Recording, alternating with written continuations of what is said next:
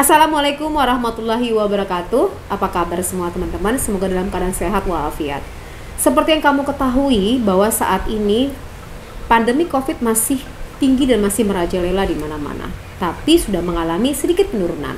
Nah, pada saat saya syuting hari ini tanggal 1 Agustus ini saja, data yang saya dapatkan itu saya akan bacakan sebagai berikut ya, tentang untuk orang yang terpapar COVID. Pasien yang positif sekitar 400.000 orang, yang sembuh sekitar 393.000 orang, yang meninggal sekitar 6.000 orang.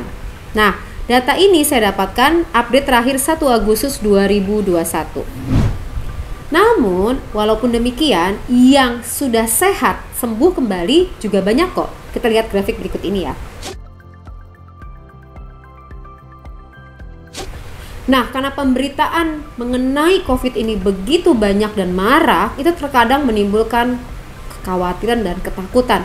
Apalagi kalau sampai keluarga kita atau bahkan diri kita sendiri terpapar COVID. Seperti judul dari konten ini, dilarang stres, maka apa yang harus kita lakukan? Pada saat diri kita atau keluarga kita mendapatkan informasi terpapar COVID. Kita lihat tayangan berikut ini.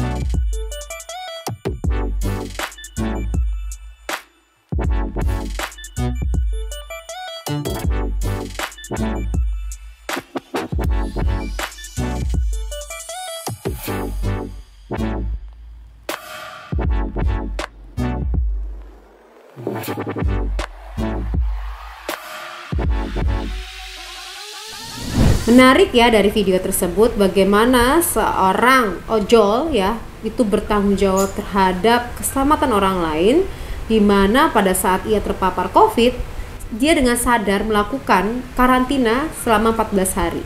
Walaupun ia termasuk orang tanpa gejala, tapi rasa tanggung jawabnya begitu tinggi.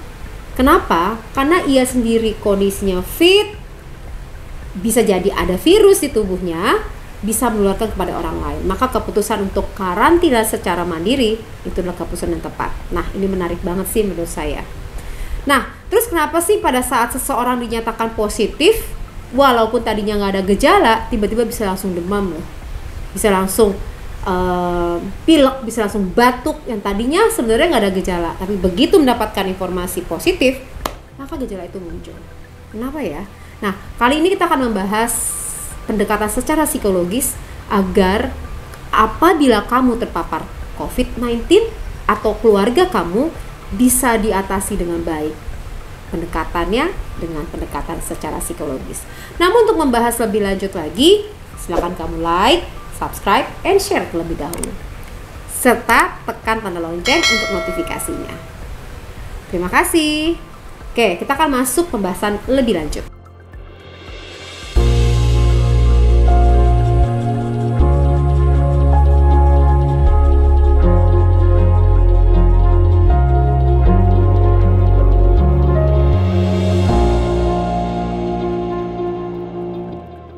Pada saat kamu terdiagnosis COVID-19, maka respon tubuh kebanyakan, hampir rata-rata orang merasakan stres.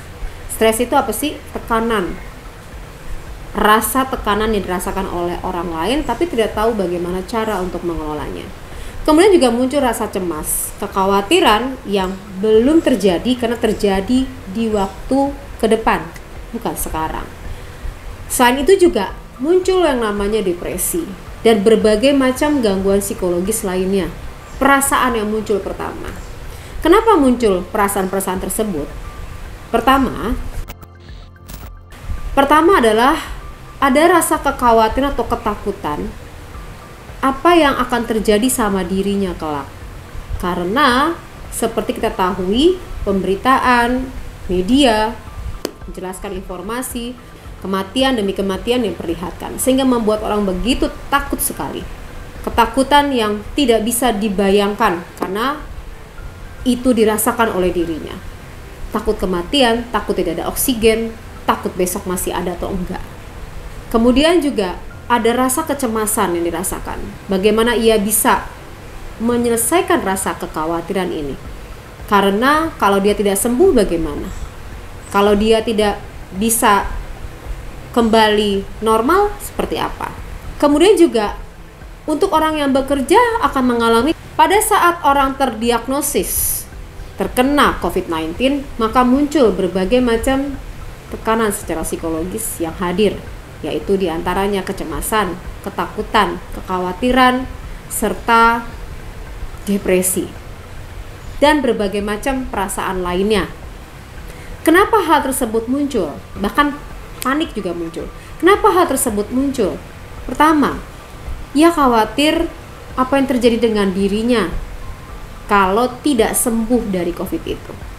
Karena pemberitaan berkali-kali yang ditayangkan adalah kematian dan tidak akan bertemu dengan keluarganya lagi. Kemudian untuk perempuan itu khawatir sekali terpapar anaknya nantinya. Apalagi kalau ibu yang menyusui, ini akan merasakan begitu kekhawatiran yang dahsyat sekali. Bagaimana ia bisa survive kalau kenapa-napa dengan dirinya, bagaimana dengan anak-anaknya? Itu menimbulkan kepanikan, kecemasan. Dan untuk orang yang bekerja, ia juga ketakutan karena tidak bisa bekerja. Bagaimana bisa mendapatkan uang? Nah, kekhawatiran-kekhawatiran ini menimbulkan rasa secara psikologis yang muncul tadi. Adanya adaptasi kebiasaan baru. Kenapa? Karena harus isoman, di mana ia harus dikarantina selama 14 hari. Dan itu menimbulkan rasa tersendiri, yaitu rasa terasing, tidak tahu bagaimana harus berkomunikasi, merasa sedih, dan bahkan frustasi. Kemudian yang lainnya adalah khawatir dari COVID ini, akibatnya terhadap penyakit lama yang diderita itu akan terstimulasi lainnya, sehingga membuat dirinya agak sulit recovery. Banyak sekali kasus-kasus yang kita dengar dan kita baca, begitu orang terkena COVID dalam beberapa hari, teman-teman kita, lingkungan kita yang akhirnya harus pergi terlebih dahulu. Kemudian terjadi perubahan pola tidur. Agak sulit untuk bisa tidur menutup mata. Kenapa? Takut nggak bisa bernafas. Disebut dengan COVID-somnia. Kekhawatiran ini mengakibatkan orang itu menjadi overthinking. Pada saat malam hari, dia membayangkan berbagai macam kejadian sama dirinya. Dan itu begitu mencekam sekali. Belum lagi kekhawatiran terhadap ketersediaan dari oksigen. Karena kita melihat kemarin berebutan oksigen yang mengakibatkan orang tersebut semestinya tidak sesak napas. Jadi akhirnya menimbulkan nafasnya agak sesak karena psikosomatis tersebut. Selain itu, pada saat dia harus dikarantina, itu juga muncul pemikiran bahwa aku harus 14 hari sendiri di karantina, tidak melakukan aktivitas apapun, maka kebosanan akan muncul. Dan itu membuat orang tersebut merasa tidak nyaman dengan kondisi itu. Dan berbagai macam munculnya penyakit-penyakit psikosomatis lainnya. Sangat wajar jika pasien mengalami tekanan psikologis sebenarnya. Karena banyaknya kabar seputar penyakit COVID-19 ini dapat memicu rasa gelisah dan khawatir yang berlebihan. Perasaan ini pada akhirnya bisa membuat pasien mengalami stres, gangguan mental yang berujung pada memburuknya kondisi kesehatan. Kok bisa ya? Rasa cemas atau takut tersebut yang dirasakan itu menimbulkan berbagai macam gangguan lainnya. Di antaranya, pertama adalah gangguan sistem pencernaan. Kecemasan dapat membuat adrenalin dalam tubuh meningkat sehingga dapat melemaskan otot. Terlebih otot yang bekerja untuk mencerna makanan karena berkurangnya aliran darah dalam tubuh. Hal ini dapat menyebabkan hilangnya nafsu makan dan gangguan sistem pencernaan. Makanya pada beberapa orang yang terpapar COVID ini, dia kerap kali terserang bagian pencernaan, di antaranya adalah diare yang tidak selesai. Dan juga muncul namanya mual, makanya dikasih obat anti mual serta obat diare itu sendiri. Yang kedua adalah gangguan respon kardiovaskular. Itu seperti apa sih? Rasa takut dan cemas dapat membuat percepatan detak jantung yang menyebabkan perubahan sirkulasi darah ke seluruh tubuh. Hal ini dapat menyebabkan pembuluh darah menyempit akibat peningkatan aliran darah. Orang yang sering mengalami kecemasan dan takut berlebih beresiko terkena serangan jantung. Nah, dari ketakutan ini justru dikhawatirkan akan mengarah kepada jantung. Nah, itu sebabnya kenapa kalau orang terpapar COVID, Anda harus tenang dan bisa melepaskan perasaan takut tersebut.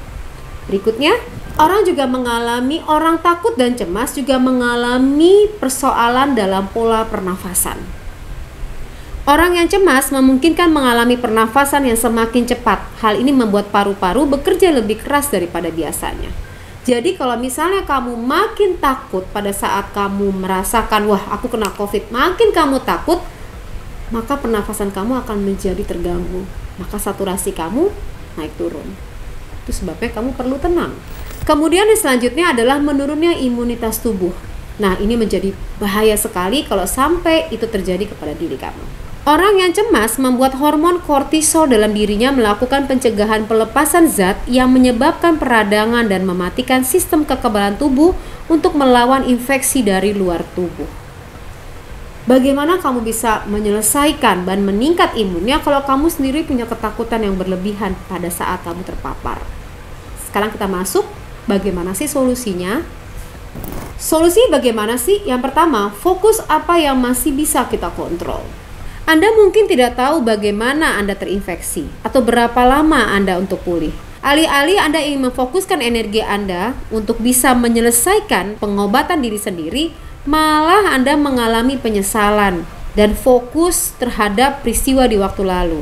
Maka proses pemulihannya menjadi lebih lambat. Kemudian yang kedua, solusi seperti apa? Solusinya stop untuk memikirkan siapa dan kenapa dan bagaimana Anda terkena. Yang harus dilakukan adalah fokus untuk recovery-nya Anda. Yang kedua, mintalah dukungan orang sekitar. Apa yang terjadi pada saat Anda terpapar, Anda harus bicara dengan keluarga untuk mendapatkan support dari keluarga. Itu yang utama. Kenapa? Agar Anda tidak merasa sendiri untuk menyelesaikan perasaan yang Anda rasakan pada saat Anda isoman di dalam kamar atau di sebuah tempat sendiri. Bicara bisa melalui digital atau Anda bisa melalui Zoom atau bisa teleconference atau Anda bisa juga dengan menggunakan video call dan lain-lain. Sehingga setiap hari Anda merasa ada dan Anda merasakan kasih sayang itu walaupun tidak menyentuh secara langsung. Jaga tubuh Anda dengan baik dan tentu saja jaga tubuh selain berolahraga yang akan mengeluarkan segenap perasaan yang lebih baik, tapi tidak terlalu berat. Anda juga bisa relaksasi dengan yoga, senam pernafasan, dan lain-lain.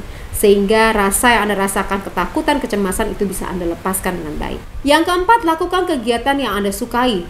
Pada saat mengisi kekosongan di mana Anda harus karantina, Anda bisa lakukan kegiatan yang Anda sukai. Di antaranya melukis, menggambar, bernyanyi, baca buku-buku yang menarik perhatian Anda, atau menonton tayangan-tayangan yang menambah wawasan Anda, sehingga membuat Anda justru banyak belajar di situ. Yang berikutnya adalah tidur yang cukup. Nah, ini penting banget loh, supaya apa? Saat tubuh Anda perlu istirahat untuk pulih, meskipun selama masa isolasi kita hanya berada di dalam kamar atau ruangan khusus, kita tetap bisa menjaga pola tidur yang sehat. Kenapa? Karena tubuh Anda lagi berperang untuk bisa solve the problem dari adanya COVID yang masuk ke tubuh, sehingga recovery jauh lebih baik. Yang berikutnya adalah batasi paparan media yang membuat Anda ketakutan. Anda fokus dengan pemberitaan-pemberitaan yang positif. Kalau Anda melihat pemberitaan-pemberitaan dan Anda mendengar sirine, Anda mendengarkan semua cerita yang membuat Anda ketakutan, maka diri Anda akan semakin takut. Nah, dari gambaran tersebut apa yang harus dilakukan? Kalau kamu terkena COVID, maka kamu harus rileks dan tenang. Beberapa tahapan tadi yang saya sampaikan bisa kamu lakukan, dan tadi terutama adalah dukungan keluarga ini sangat penting banget, serta teman-teman dan sahabat. Dan juga untuk teman-teman yang udah mendapatkan vaksin, itu selamat buat kamu karena kamu lebih minim pada saat kamu terkena COVID, karena kamu sudah ada imunnya di dalam tubuh kamu. Jadi untuk yang belum, segera untuk langsung bisa vaksin. Nah, kemudian juga walaupun kamu sudah vaksin, kamu harus jaga prokes juga dan selalu menjaga kesehatan, berpikir positif dan berprasangka baik. Kita juga tidak ada yang salah kalau misalnya teman kita terpapar, untuk bisa membuat ia semangat kembali dan bergabung lagi untuk bisa bekerja, karena support antara sesama teman itu penting banget loh. Jadi nggak ada salahnya untuk kamu bisa menghibur teman kamu, keluarga kamu, atau diri kamu sendiri pada saat kamu terpapar COVID. Berpikirlah positif dan insya Allah keadaan akan menjadi lebih baik. Kamu bisa melewati isoman dengan baik. Semoga segera sembuh bagi yang terpapar dan juga bagi yang baru mendapatkan informasi ini bisa mempraktekkan hal tersebut dan bisa lebih cepat sehatnya. Demikian dari saya, semoga bermanfaat. Wassalamualaikum warahmatullahi wabarakatuh.